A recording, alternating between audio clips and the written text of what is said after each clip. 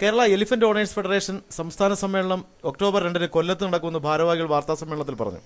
എപ്പോഴാണ് നീര് മതപ്പാടുണ്ടാകുന്നത്, മതപ്പാട് കഴിഞ്ഞത് എപ്പോഴാണ്, അതിന് മുമ്പ് ഏതെങ്കിലും പരിപാടിയിൽ ഒറ്റ പരിപാടികളിൽ പങ്കെടുത്തിട്ടുണ്ടാകുന്ന കാര്യങ്ങൾ മനസ്സിലാക്കുകയും ചെയ്യാം. അത് അടുത്ത വർഷത്തേക്ക് വളരെ കർശനമായി പാലിക്കണമെന്ന് ഞങ്ങൾ ഗവൺമെന്റിനോട് ഞങ്ങൾ ആവശ്യപ്പെട്ടു. കേരളത്തിലെ 99% ഉടമകളെയും പ്രതിദാനം ചെയ്യുന്ന സംഘടനയാണ് കേരള എലിഫന്റ് ഓണേഴ്സ് ഫെഡറേഷൻ.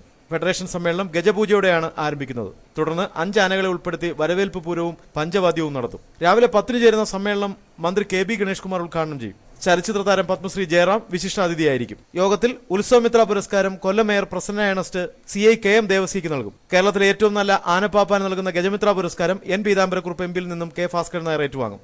പാലകാപ്യം പുരസ്കാരം AISS MLA ഡോക്ടർ രാധാകൃഷ്ണ കൈമൾക്ക് നൽകും. ആനകളിൽ നിന്ന് അപകടം സംഭവിച്ച് കഴിയുന്നവർക്കുള്ള ധനസഹായം ബാബു പാലിശ്ശേരി MLA നിർവഹിക്കും. അവശത അനുഭവിക്കുന്ന ആനത്തൊഴിലാളികൾക്കുള്ള ധനസഹായം മുൻ MLA ബാബു പോൾ നിർവഹിക്കും. മുതിർന്ന ആന ഉടമകളെ KRC മേനോൻ ആദരിക്കും.